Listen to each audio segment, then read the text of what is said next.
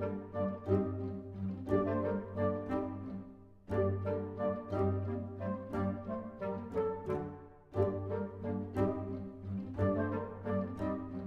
name is James Sherrill, and I am TNE.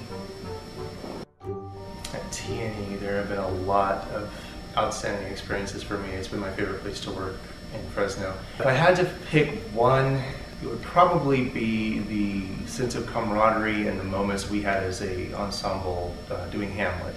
I perform to help bring stories, to bring thoughts, to bring these ideas that these playwrights have to life, and I just do my best to, this sounds horrible, but to play my part in that story so that the message can get across.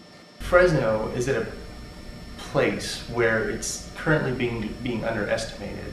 It's large enough that it has a pool of artists that are hungry and talented and want to do good work, and there's enough of us that I think we're at a critical mass point where we can actually do excellent work. Work that's on par with larger cities. I've seen some really good stuff, particularly lately. Les Mis from Children's Musical Theater Works comes to mind from last year.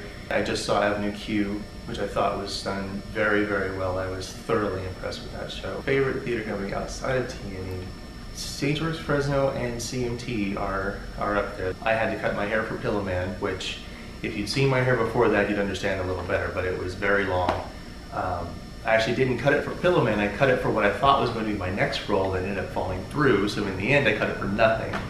Coming up on the heels of that, for one role, the director was so concerned with my posture that they made me wear a truss, which if you're not familiar is a lot like a corset, which I didn't really need to lose the weight, but it sure made me a little bit self-conscious as to why they're making me wear it.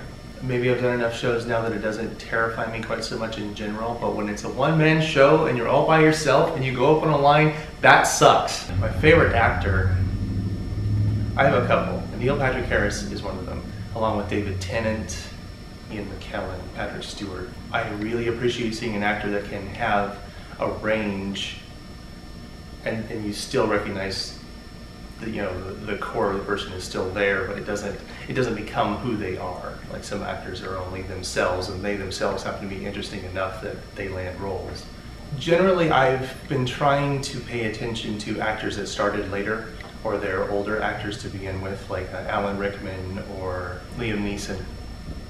Because as I started later, it's easy to fall into the trap of, oh, you have to be a young actor and get the young roles to get yourself out there, and then you can, as you grow older gracefully, you can take on other roles. But I look to those actors as proof that that's not necessarily true.